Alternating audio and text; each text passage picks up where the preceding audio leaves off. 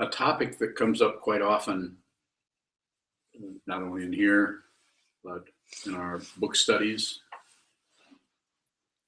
and in individual conversations and discussion in the interview room, the Hojo, is communication.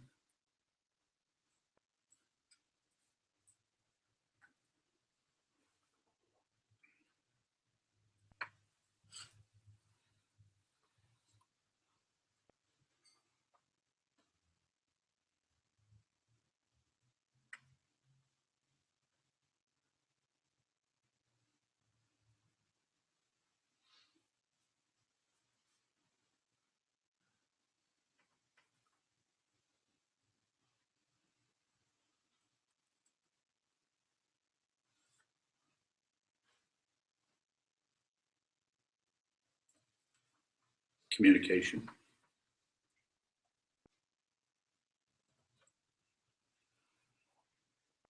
One of the most important aspects of communication that is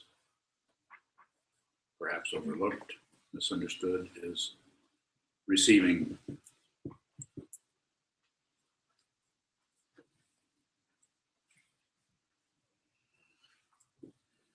Through all of the sense fields, not just listening, not just thinking about what has happened or what's been said or analyzing, but actually taking in, receiving whatever's coming your way, whatever's arising, including and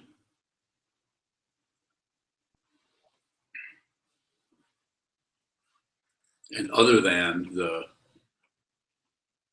language, communication, talking, listening, talking, questions, answers, discussion, sharing ideas, opinions, viewpoints, so on.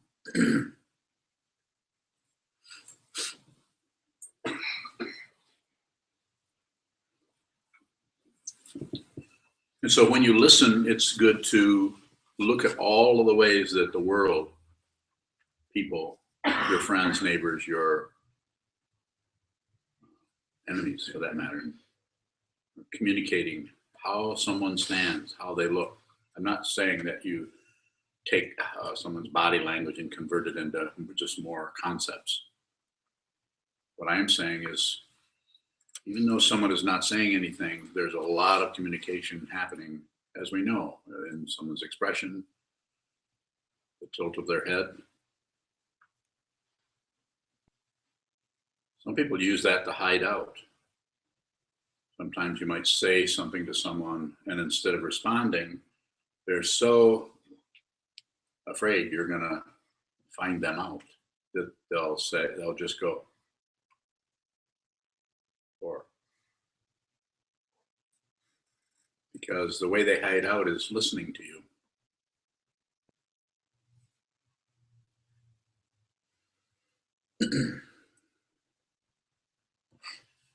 So you often hear me say, are there any questions? Because this kind of a situation works best if you ask questions based on your need to understand something or go deeper into something, based on awareness practice, based on these teachings and how we understand this, the whole idea of emptiness, the idea of no self, no other. We're not saying something isn't here and something isn't over there, but we misunderstand what that is so much that we go to war with ourselves, with those very close to us, and we team up and go to war with whole nations, cultures.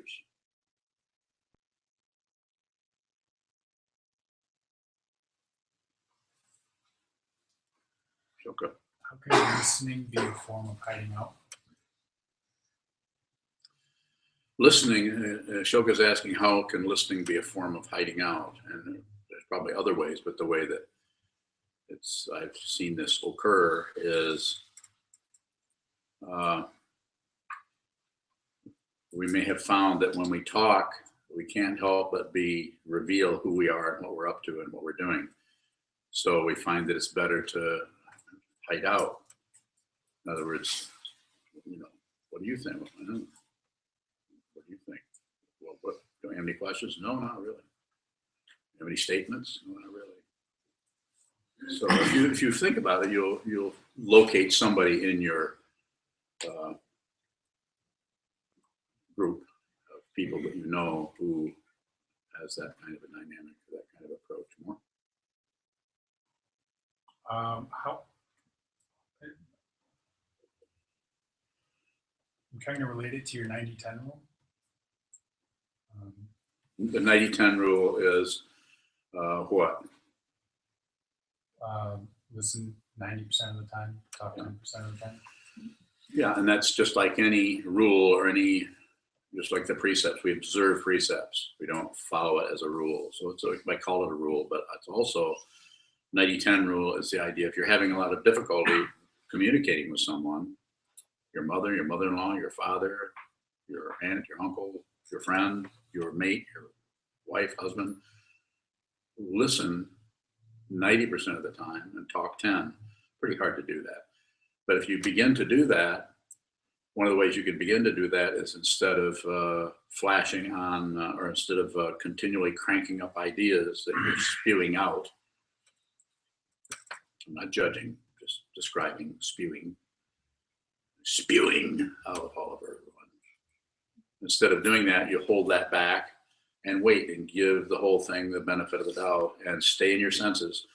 There, other than the mind, which is constantly thinking, processing, evaluating, judging, pushing down, fluffing up, there are 5 other sense fields that when you get involved in that thinking, analyzing, judging, condemning situation, you're ignoring. You're ignoring gravity. You're ignoring how your clothes feel. You're ignoring the sounds that are occurring outside the building or near you. Not to mention everything that is so visible in front of you. Very important to receive that.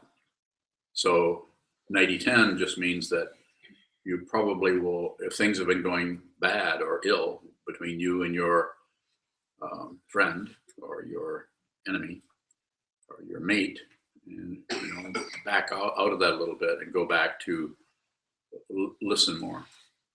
So 90-10 is something I sometimes tell people. Jigme. It seems when I talk, my conditioning perpetuates ignorance and suffering. But if I listen, I'm hiding out. What should I do? Okay, paraphrase your question. How can I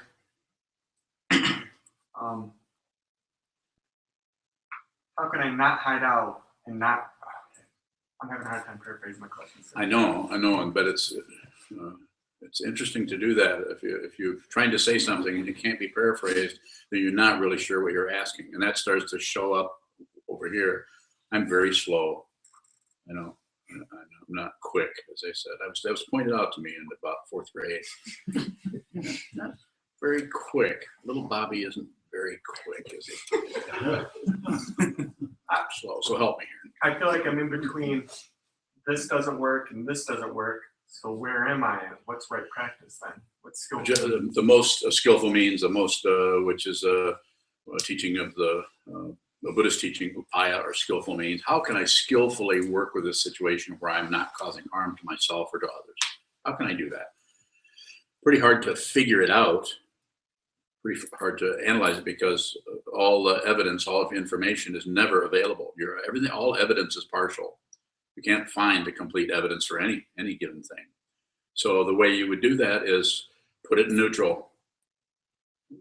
Don't forget about drive and forget about reverse, and just put it in neutral and just watch. And nothing lasts, so everything will change, and that whole dynamic will start to change. And if your attitude, your intention is sincere about really being of help or service to others in the midst of their confusion and even their aggression, and also working with your own mind in a skillful way, you'll see what you need to do next. You'll see whether it's time to begin talking, or it's time to begin listening, or possibly asking very simple, not interrogating, but very simple questions that help a person move away from their fixation and into another dimension. If you notice how you can do that, if someone is really fixated on something, if you really are sincere, how you can kind of move them without, it isn't like they don't see it, but you do it so gently, and you do it with, you really respect them. People, communication is powerful that way. Body language. Not just this means they're closed up. I don't mean that. I'm saying the body language that I'm talking about, you can't really interpret. You can't translate it into Chinese. Well, maybe you could.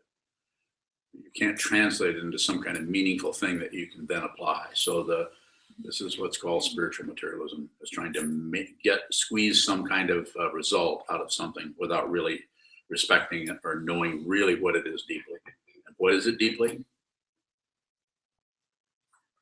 Not separate. Not separate. It's a basic teaching of non-duality that is completely all through the Buddhist teachings. No self, no other. And when you see that, then you really can play in this area where there's so much happiness and so much suffering. Yes.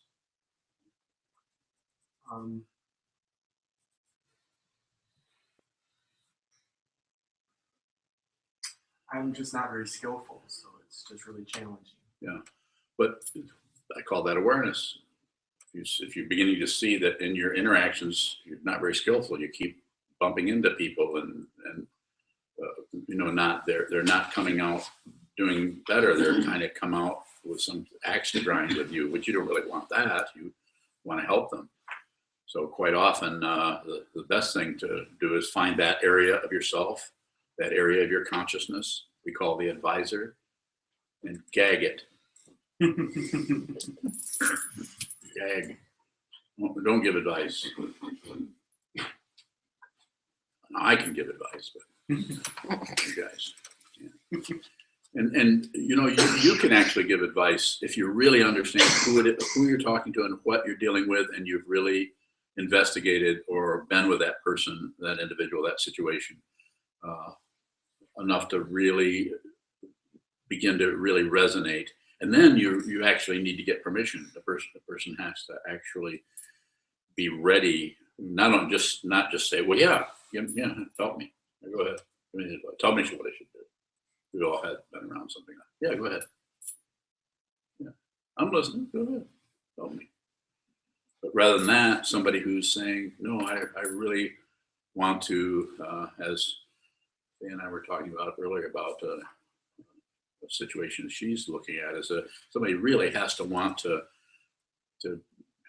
stop suffering and wants to be more sane. The word sometimes used is wants to heal, they're tired of being miserable, tired of doing this, but we can't just step disrespectfully into their territory and start ordering them around. Quite often, a lot of the when I say a lot of them, I haven't dealt with a lot of them, but the way it looks, a lot of people working with people who are whatever, mentally ill or in drug rehab, who have intense addictions. There's the respect that is necessary there to locate in a person their own self-respect in order to be able to move ahead with any kind of addiction situation. Very difficult to tell somebody what they should do when you don't have that problem. You don't have the experience of being addicted to alcohol or whatever. Sheldon. Is the listening that you're talking about, is it actually just changing into appearing to be listening while actually leaving the situation? That's good. So, and if you're listening and you're leaving the situation, that's still awareness. So you don't have to corral your own attention. Your own attention. I'm not talking about making sure you don't leave the present moment. There's no such thing as the present moment. There's just a concept about it. So you can't, if your intention is to be of help to someone, that will be primary, and to yourself, and to be genuine, to be sincere. You might have to go through a lot of insincerity a lot of seeing what a phony you are, to put it bluntly. Not speaking of you, Sheldon, of course, you're phony. But we might have to, in order to get to that clear, that open meadow, where there's just sunshine and flowers, to be idealistic about it, rather than lots of trees and limbs and branches and vines and swamp of confusion and delusion. You might have to go through a lot of that. You might have to see a lot of that in yourself, how you aren't very respectful to people. You know, tend to judge them before you really even see what all the kind of things that are happening with them, all the causes and conditions that arise as any given person, given so-called individual. So to go back to your question, if the intention is to help, to serve, to help that person fundamentally, and your intention is to be sincere and honest, then you may have to witness several layers of you distracting yourself and leaving and going away. But it's still awareness. You can't ask that question unless you've looked at that. You can't actually ask the question unless you've actually watched yourself listen and then vacate and then daydream while you're giving the illusion of listening. But if you're really adept, let's say, or you've reconditioned yourself to just see what is happening moment by moment, then you won't miss much. And it won't necessarily show up as information. It will just show up as what it is. It won't have a label or a description on it. I don't want you to miss anything.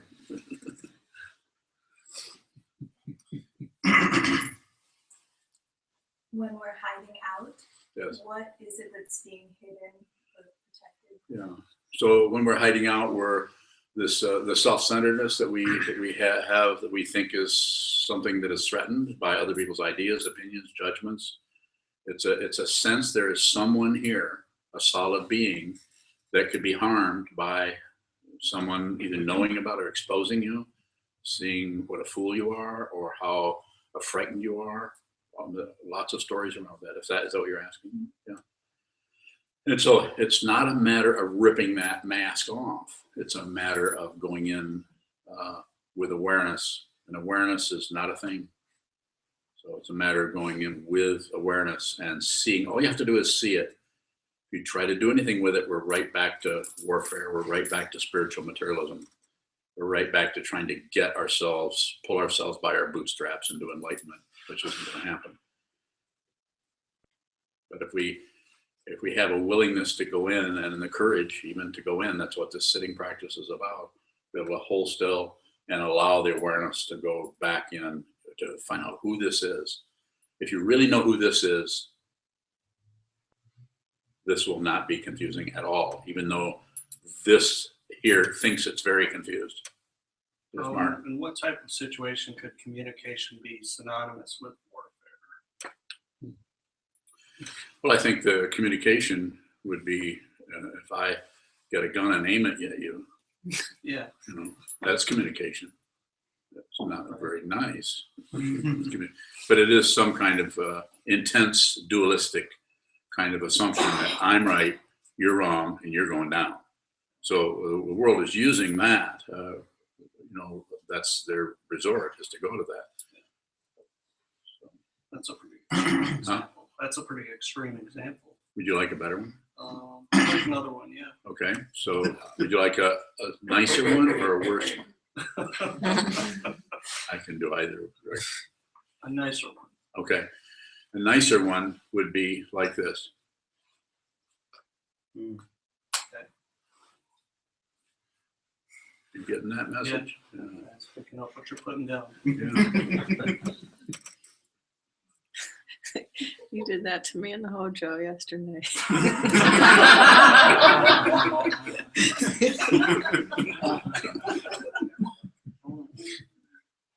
And then I walked in and got yelled You interrupted him yelling at me. Yeah, and they yelled at me. You know, if you're clear about who you are and what this is, then you may not have kind of a feeling like, oh, I'm so clear. You know, I'm so these poor assholes are all mixed up, and I'm this clear guy walking around.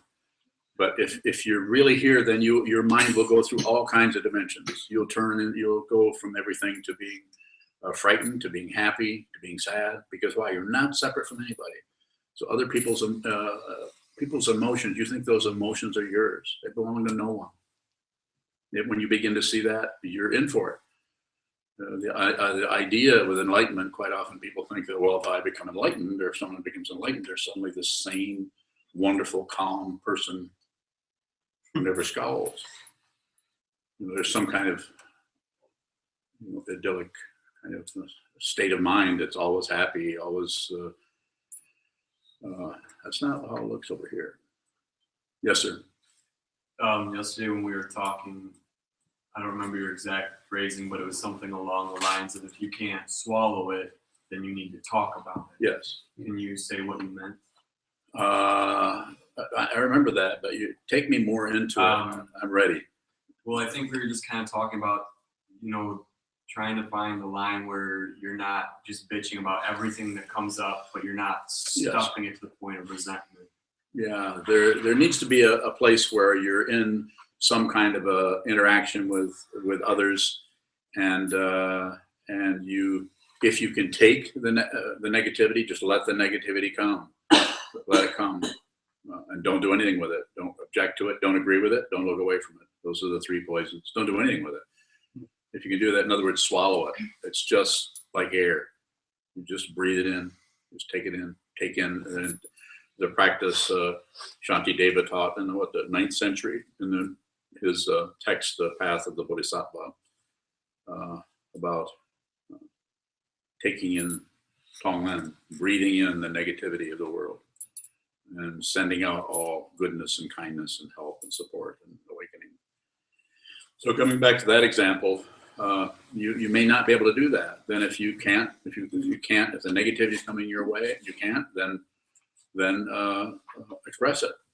This isn't permission to load a gun, but it is a way of working with the mind that allows you to work with it in a way, depending on the particular dynamic. The causes and conditions are absolutely uncountable. You might as well be counting the gnat in this carpet. You can't find all of the causes and conditions that support any given situation. So we are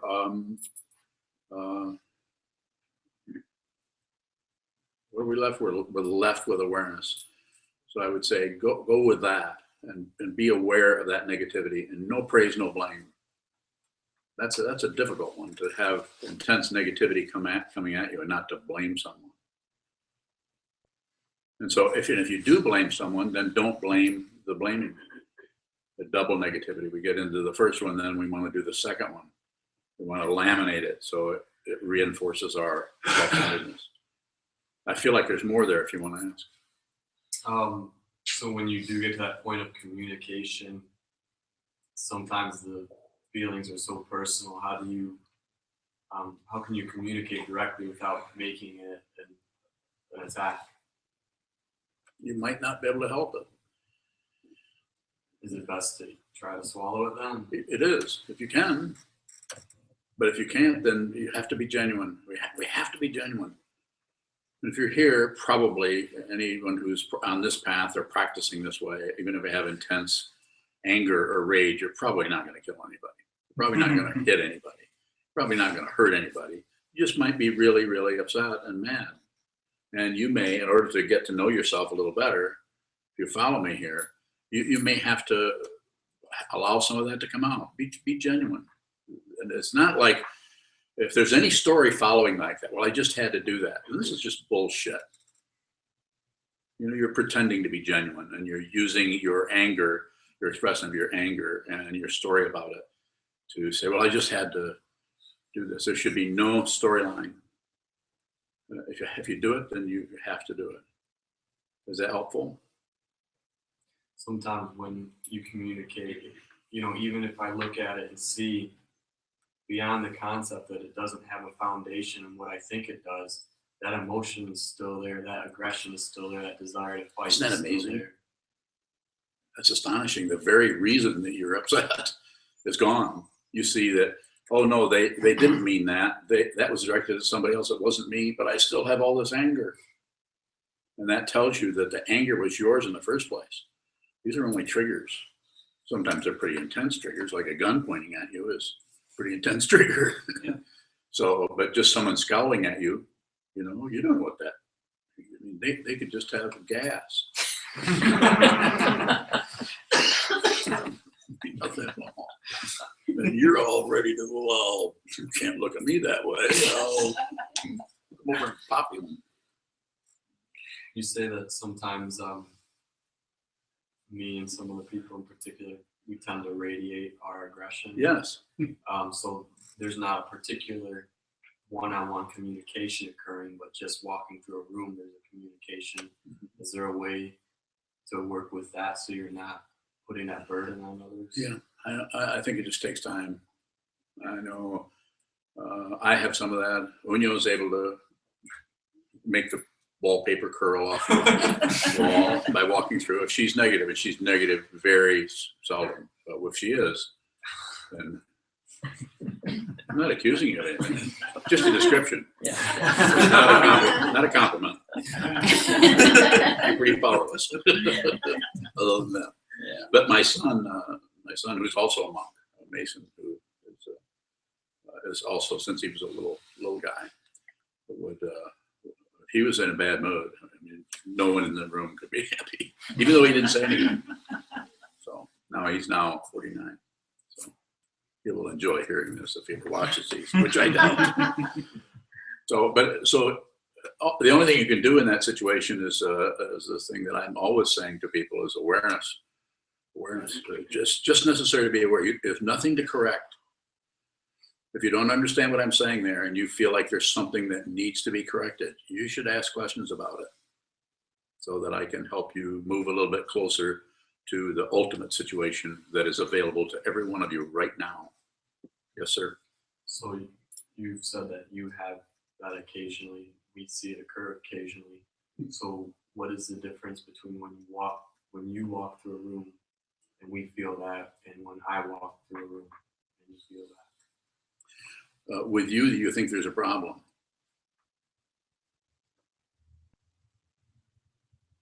More?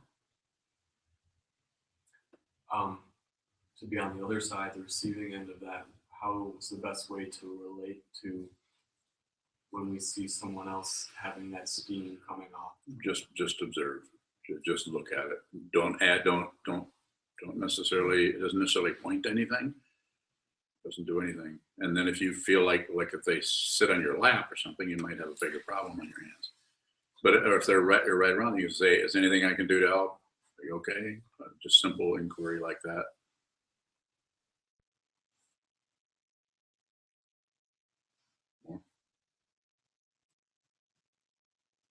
It's just kind of a funny situation because sometimes you do that, you lend out that hand, like, is there anything I can do? And if they snap at you, then you get indignant about, don't they know I'm trying to be nice? I do that. No, not no. But it just seems like such a game when you look at it from afar. But when you're in it, it's hard to relate to. It is. So it's until there's realization, it's just path. So the ground, there's ground, path, and fruition. Those are the threefold logic that I learned from Trungpa Rinpoche. The ground of there's a ground, path, and fruition to everything. But the ground of this situation is suffering, not happy, difficulty of various types for all of us, or we wouldn't be here. And the path is, of course, meditation, or working with our minds in a way that we become more and more clear about what is fundamentally true, what is fundamentally going on. And then fruition is to see the ultimate truth, but there's no more path. And when you see that, you will know it. If you have doubts about it, you've not seen it. Because doubts are always about polarity. But I would say the other way, saying it, you also have are not sure of it. There's no positionality. Although I sometimes use the word confidence or certainty in certain cases, but generally speaking, there isn't any position on it. You just are positionless. So therefore, you may be able to teach. You may not teach. You may go open a crab shack in New Orleans. Mhm. Michael, How are you using the word position in that case? in what case? You say it's positionless. The No. point of view is positionless. There's no reference point. Your reference point is always whatever's in front of you. That's your reference point. But you don't have like an agenda about anything. If you're a monk and you're on this path and you've received vows to save all beings, then as long as it looks like there's beings out there, you're probably going to be pretty busy. So, but you also work with them where they're at. If they don't ask or give you permission, that you can't interfere with somebody else's karma. They have to. People have to. That's why in this non-theistic tradition, which does not get rid of a deity at all, it's not atheism, because that's a position. But in this situation, you might find yourself in a situation where you can see what someone would need, how you could help them, but they will not give you permission to help them. And this basically is telling you that they have to be responsible. They have to be the one who decides what they want to do. Ultimate situation comes down to that particular consciousness, or you could use the other words: spirit, soul, consciousness, fundamental being, higher self, Buddha nature, bodhisattva. There's Tathagata. We have all kinds of fancy words for that go from very, very personal up to very, very impersonal words. And those are reference points that help us as people who are practicing on this path to give us some kind of a reference point that is a kind of reference point that will dissolve into what you understand. It will vanish. When you understand what the reference point is, it vanishes. So you don't get to have any opinions. Yes. From William Murray. William.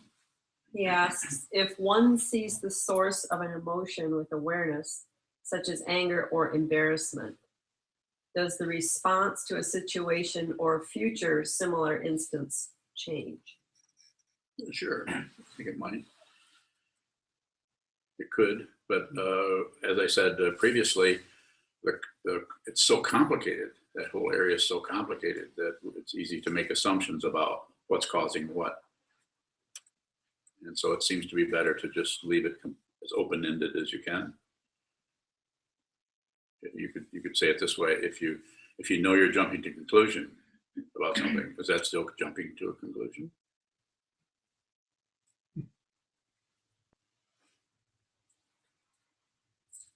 Two questions from Shane. Shane. This first one is, how do we work with others' misjudgment and misinterpretations when it's so very difficult to convey what we're trying to say? Shut up. Just don't talk. And that's, I know what you're, Shane, I know what you're talking about. I know what you're saying, but that's about the only thing you can do. I mean, already know you're sincere, but sometimes our sincerity is based on, we're over here, we know, they're over there, they don't know. And we want to help them. Why don't you let me help you? I'm just trying to help you. Did your mother ever tell you that? Can't you see I'm just doing this for your own good? Wow. So similar situation, I would say, stay in your own senses.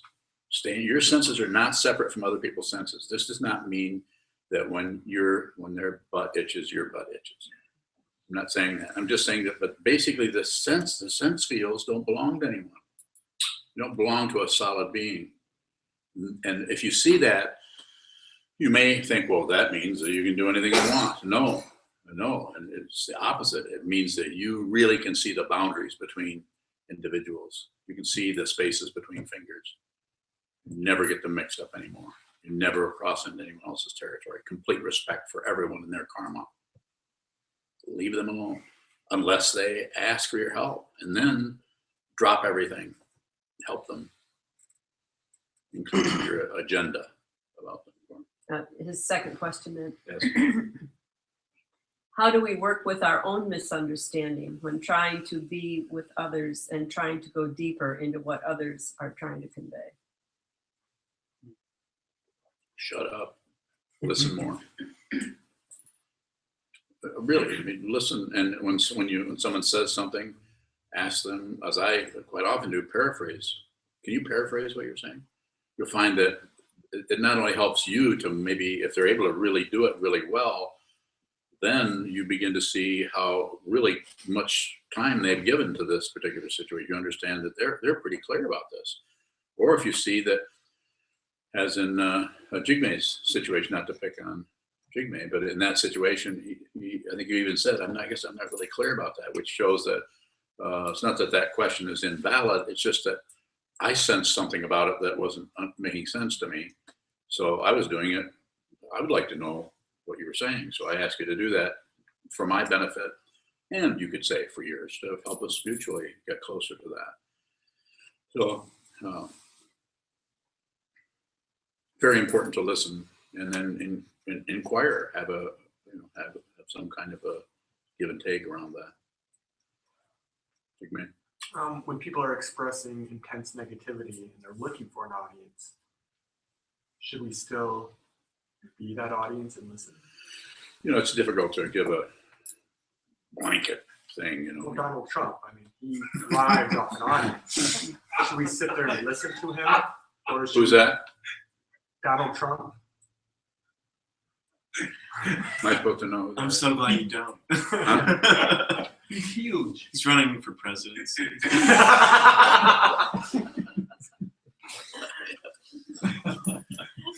Thanks, Maria. I knew he was making a lot of racket. I couldn't figure out what he's trying to do. But yeah, he is. So what was the question? Well, in his case, he thrives from an audience. Yes. Should we still be there and listen to a person like that? Or A little bit.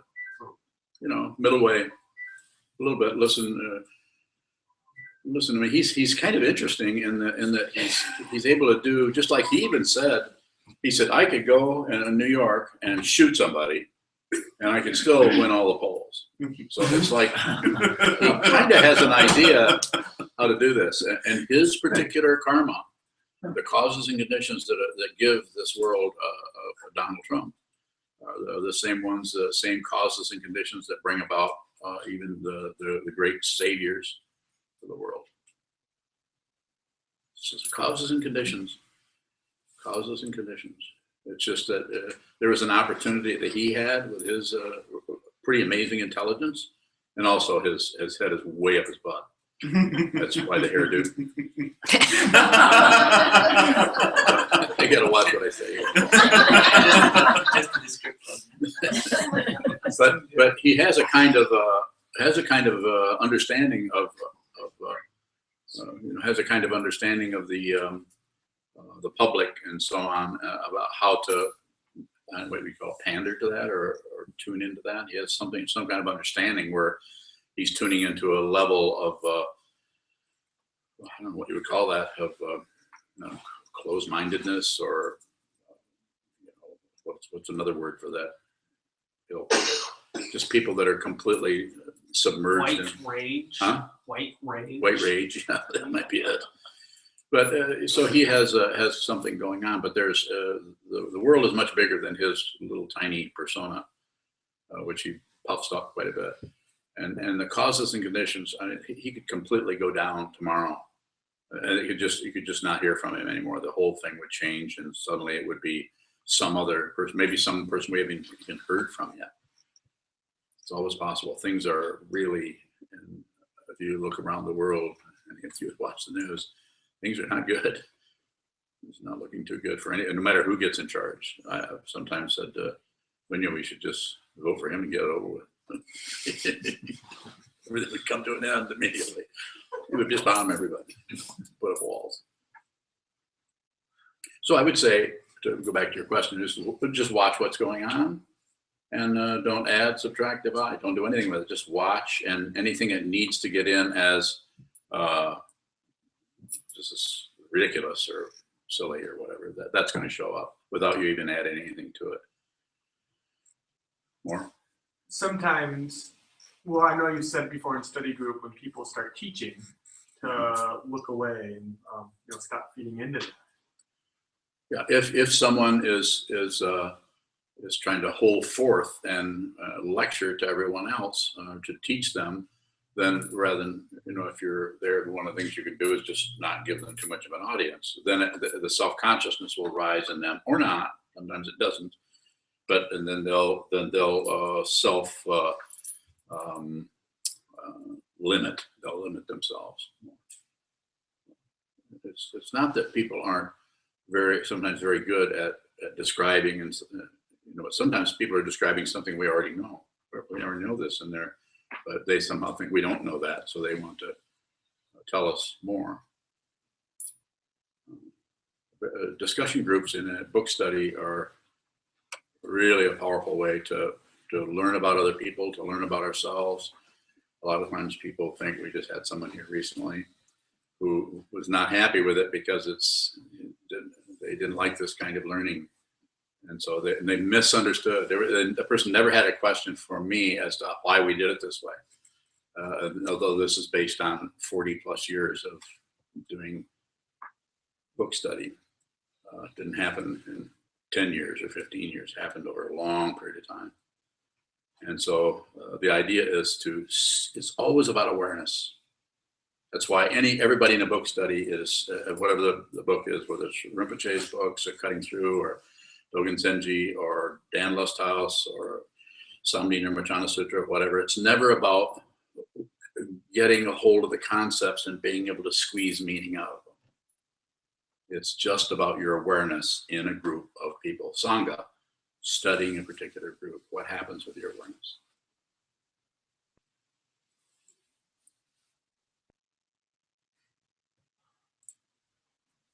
Mito?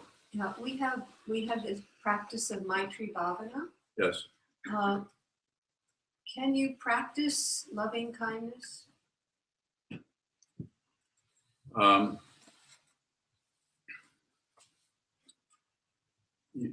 You can practice working with your resistance to that, or with your helping you could say lubricate that whole aspect of your awareness, so that you start to try to put other people before yourself. That's Tonglen practice is another way, very mechanical way of doing that. The way I like to do it is the way we do it here, is to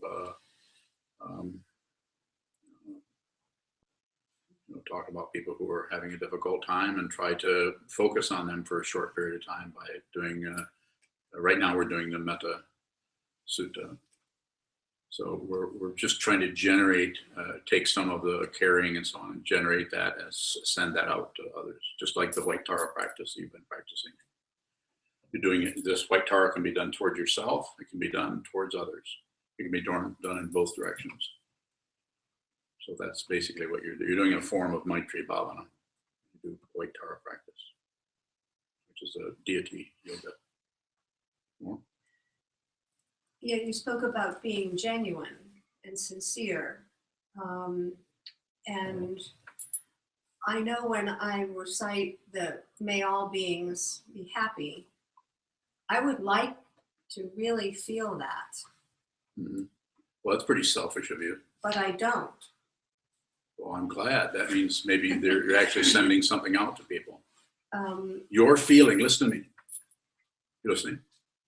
Your feeling of success should be given to them. Don't keep anything for yourself. Your feeling of, I feel so good, so generous. If you feel generous and good, then you're missing the point. You're keeping some back for yourself. And something may be leaking out there to them. It's not about being a person who is generous. It's about generosity without a self. No self, no other. You follow me? So you're probably doing it right if you're feeling like shit. I'm wondering what it means to practice this. Are we practicing in order to feel genuinely this goodwill toward No. all beings? No, you're practicing to whatever apparent separation is left between you and others, you're closing that gap. It's a very relative practice. That's why they call it relative bodhicitta, and it's talked about in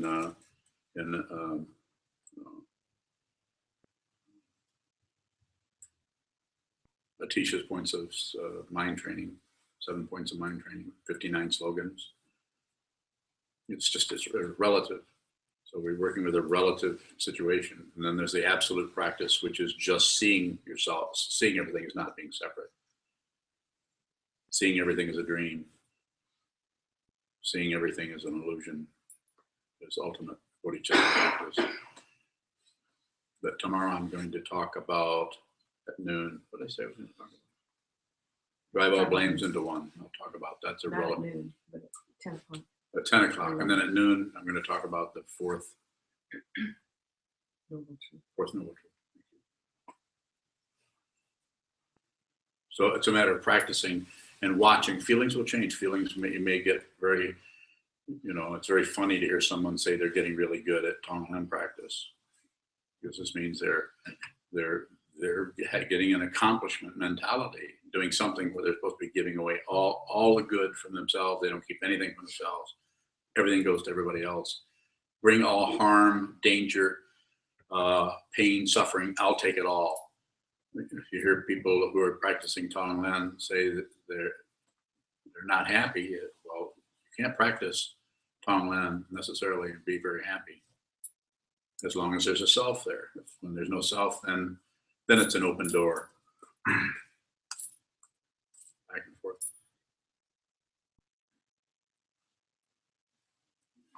I have a question over here from Chigme. I hear what you said, but it just seems counterintuitive that by giving away everything, it's creating positive conditions for happiness. Probably not. Probably not. Why does it seem that It's always about awareness. It's always about awareness. So no, you're never going to be able to get a handle on it. And the more you practice this, the more relative truth is going to seem like just what it's spelled out to be in the Tibetan tradition. Comes up or all dressed up. It's like all of a sudden you realize you're on a stage, and this is totally unreal. This is going down. The stage sets are coming down. You're going to exit stage left. Take your costume off. Unreal. Michael. So loving kindness, you're giving all out, but then you're not expecting anything back either, right? No. Yeah, you're not. You're just giving. And it's a practice, so therefore it's going to have different kind of qualities to it. Sometimes you may feel like you're doing it right, sometimes you're doing it wrong, sometimes you don't know what you were doing, sometimes you might think this is a ridiculous thing to do. Probably getting warm, because that's when it's really hard to keep going, when there's no payoff. It's always about others. Yeah.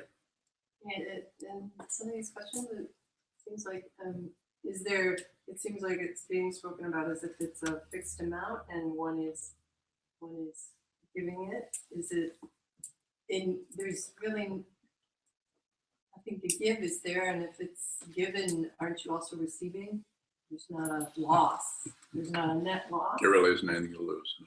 But there's an illusion that we're separate, so therefore we need this relative practice to help us.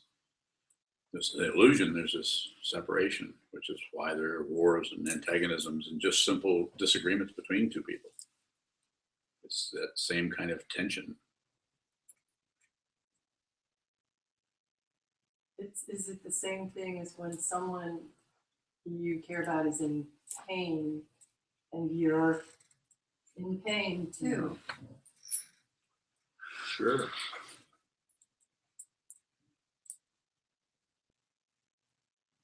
It's interesting, isn't it? You're with somebody and they're in pain. You're not in pain, but since you love them, care about them, they're in pain, and you're in pain. Someone, and sometimes it's almost like mind reading. You know, it's like they don't have to talk about it. You just know there's a lot of difficulty happening. Michael. They're in pain. It seems like if I try to fix it, I almost automatically shut down on their pain.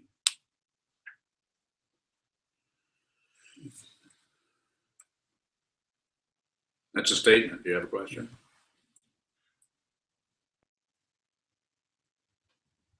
Is trying to fix it just a form of war then?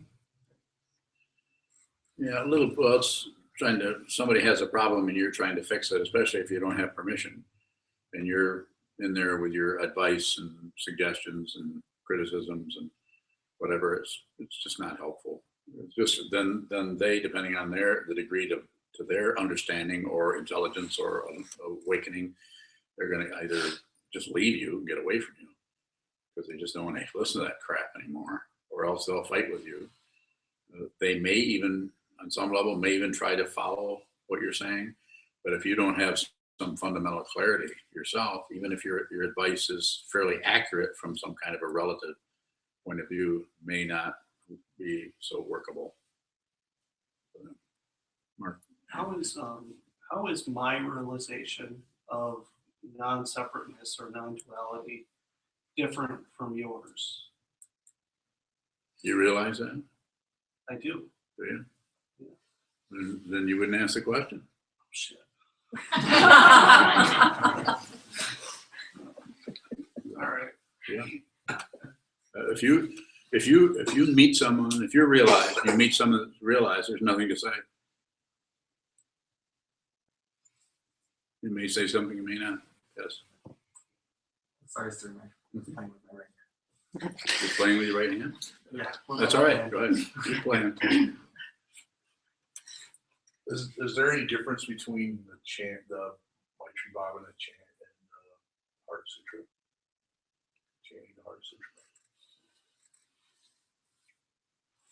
Well, yeah, there's obvious differences, but I mean, what context do you, as a practice, you mean? I think, well, the Maitri Bhavana is, that's just something that we're, it's something that we're doing to extend, our sense of caring for others who are having difficulty or sick and so on. And then Bodhisattva prayers to people who have passed on. I don't know. But the Heart Sutra, when we chant the Heart Sutra, either in Japanese or in English, is basically about seeing that form as emptiness. Emptiness is form. The same is true of feeling, perception, concept, or memory, samskaras, consciousness. And seeing that what we think is a solid being is empty of that. So it's more about the emptiness teachings rather than about the teachings of compassion. So they're teaching us two different things. Yeah, you have emptiness and wisdom and karuna, or compassion. So there's two aspects to awakening. There's the emptiness part of it, but it's not actually empty. It's just empty as a teaching. If that's realized, then it's not a big empty hole. It's not a relative emptiness. So out of emptiness is where compassion arises, and it arises because there isn't anyone. There's no solid beings, but there are people who feel like they're suffering and feel like they're threatened and suffering. So that's why the idea is to realize emptiness, realize it, so that you can see the truth.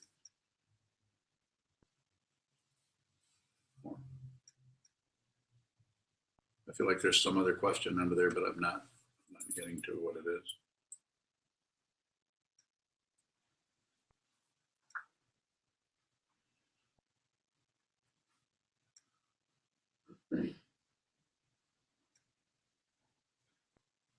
Just trying to understand if there's different purpose for those two things? Just different ways of teaching Buddhism is things are empty of what we think they are. We think things are a certain way. If we look close, you see it's not true. Like the 5 skandhas, form, feeling, perception, concept, and consciousness, are empty of a solid, separate self. We're not saying there isn't something here, but it's not a solid, separated situation like our ego or identity that we're always trying to protect. I'm not saying there isn't something, but we need to look closer to see what it actually is. The no separation is there, and it's also separation at the same time. It's not two. Ego, self-centeredness has trouble understanding that because it wants one thing or another. It's either empty or it's not. So it's both emptiness and it's not emptiness. So the Yes. practicing this form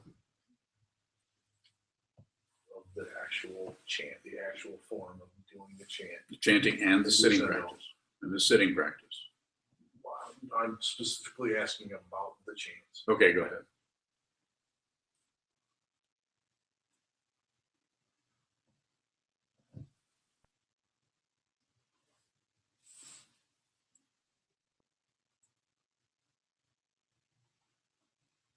The act of chanting the form when we all are in the Zendo, Chanting the Heart Sutra. chanting the Heart Sutra, or when someone is chanting the Maitri Bhavana, that chant. Mm-hmm. Each of those things has a purpose of teaching us about those specific chants. The teaching One of is- that chant is to teach the people that are here during that chant about that chant. But you have to repeat it a lot. That's basically the teaching there is without walls of the mind. So we set up, if you have walls of the mind, then you're an apparent individual, separated person who is winning or losing or getting better or getting, and you feel like you are this body-mind complex. But if there's no longer any walls of the mind, and if you understand what that teaching is pointing at, then you live in this situation, and you live. There isn't any dimension you're not really in. So, and when we do, to go back to Maitri Bhavana, we're just saying this is a way to change our attitude from just working with ourselves and our own understanding all the time to try to move that awareness over to how others are and to acknowledge that other people are sick, or whether they're Buddhist or not, they're friends and relatives of people that come here. So just changing. How does it feel for you to chant, to listen to Maitri Bhavana? We aren't chanting it together yet. We're just listening to the chant leader, the Doan, read that. That was pretty emotional for the first time that I listened to it. Why do you think it's emotional the first time and then that goes Because away? I just started ignoring it after the first time.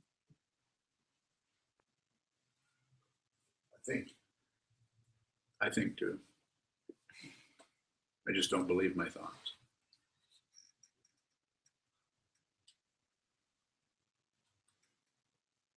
Well,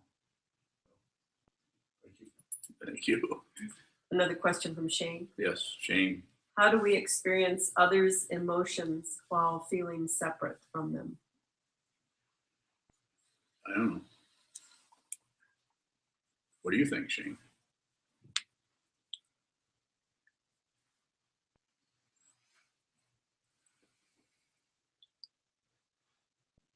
Can't talk to me, can he?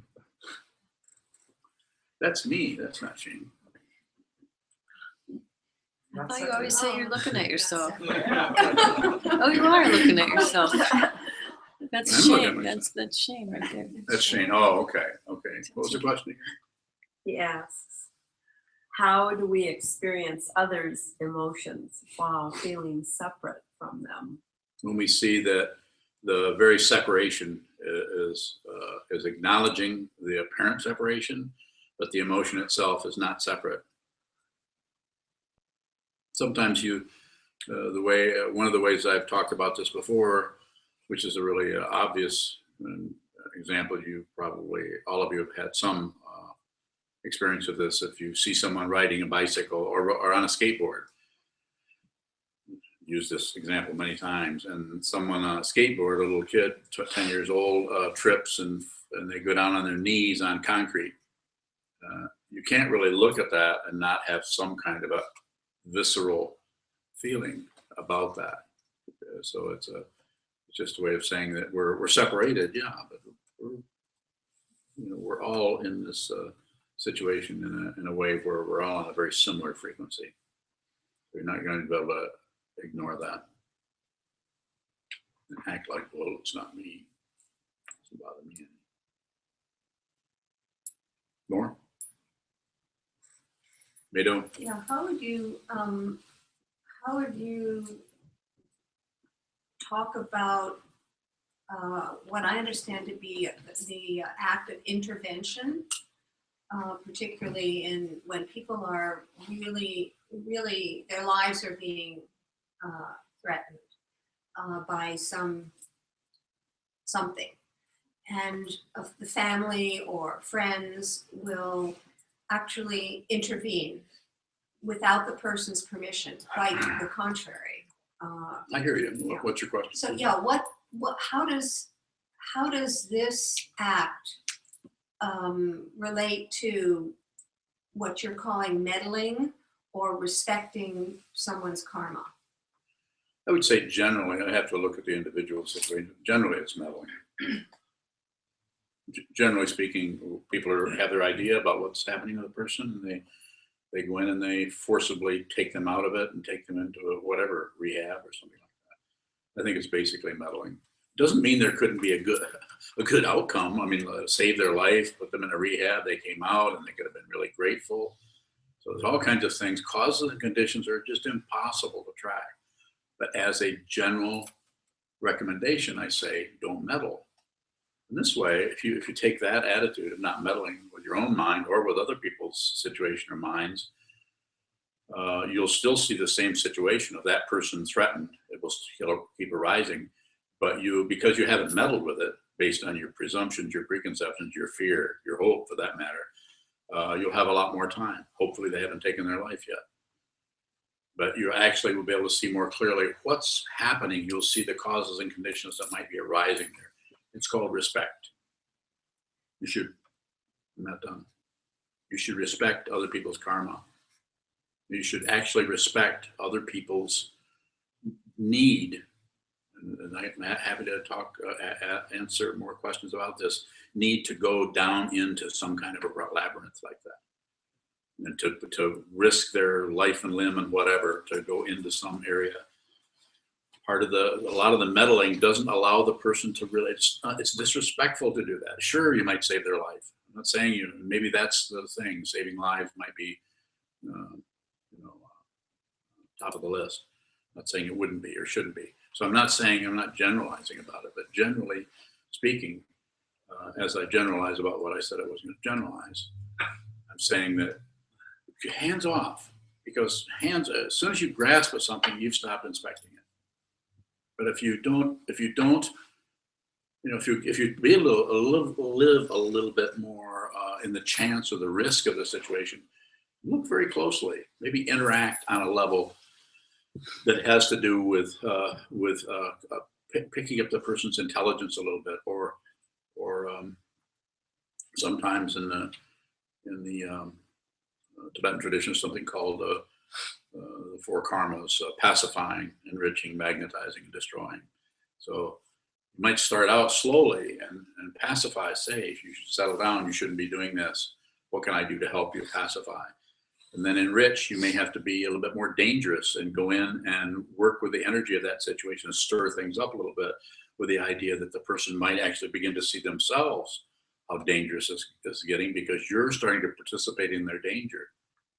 I'm not saying you should go in and threaten to kill yourself or something like that, but I'm saying you could, there's lots to be said about this, but it's very difficult to generalize about this because it needs to be very, very specific. And so the idea is to be respectful rather than just go in based on preconceptions and slam down a big cage over somebody and haul them off to some place where they're away from all of their drugs and so they can't kill themselves or do some other terrible thing, which is kind of what I thought you might be pointing at, but there may be something else. No, that's what I was. So I would say be careful. On the other hand, if you're someone's mother and your daughter, your son is about ready to do that, you kind of have a special say so if you're the mom or the dad. You have a little bit of a special situation going on there where, because you've been with them since they were born, so maybe be able to go in and meddle a little bit more than others. Make some sense? Or is there some other corner we should look at? Well, I think that's pointing the emotional tie between a mother and child can duplicate itself in other relationships, but so that one could say, my friend,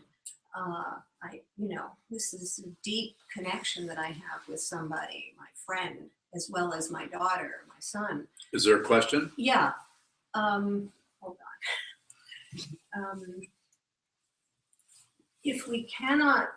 If in our pulling back Yes. from meddling, we have the time to discover some things that we didn't know, like causes and conditions. We can never discover all the causes and conditions that lead to a specific situation. Well said. So isn't it possible for us to act on an emotional, on this kind of emotional level, as you pointed out with the mother and child? Was that your question? Yes. Yes, it is. More. So it might be our karma to act. Yes, but you won't see it clearly unless you just observe and don't step forward, don't step back. I'm not even saying step back necessarily. If you're going to move any direction, that might be the best one. Step back a quarter of an inch so you have a little bit more of a panoramic view of the entire situation. And as you said, and I feel correctly, you can't really see all the causes. You'd have to see the person's lifetimes for the last 15,000 billion years. We don't know what transpired and what is showing up now that is karma ripening. But we really have to respect people. I just feel this is so important to do this. And I'm also not saying that we should abandon them. I'm saying stay as close to them as you can, but don't cross that line of you need to, you should, you better, you could. When I say don't do that, you might not be able to help it. You might. I have 5 children. I know what it feels like ranging all in their 40s. I know what it's like to watch somebody doing something that I don't approve of. I mean, when I say don't approve of, I think they won't ask me, so I can't say anything. So it's up to them. They do what they need to do. Many of us are in professions that are outcome based, with physical therapists, teachers, Yeah. and whatnot, where it's our job to meddle. How can we perform our function or job, but also not meddle? Just as little as possible. Obviously, we're working in a relative world where people want results. So, there's a way of doing that where you're tuning into what's happening, and the person you're doing it as almost like a dance. You're doing it with them. And if somebody's around looking for lots of product in the way of accomplishments, or maybe you're in the wrong field. I mean, if that's really difficult. You follow me? Yes. Yeah. So I don't know. How's that work for you, Ascension? Where are you asked to being a therapist? Are you asked to produce and It just feels like I'm lying all the time. Yeah. One thing Yeah. on paper and something entirely different. you feel like you help people? I mean, not, I mean, you know, you feel like you help people, maybe not the way they specify, but I do feel like.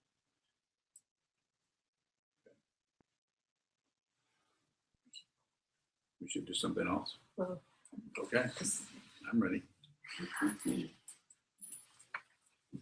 Thank you very much.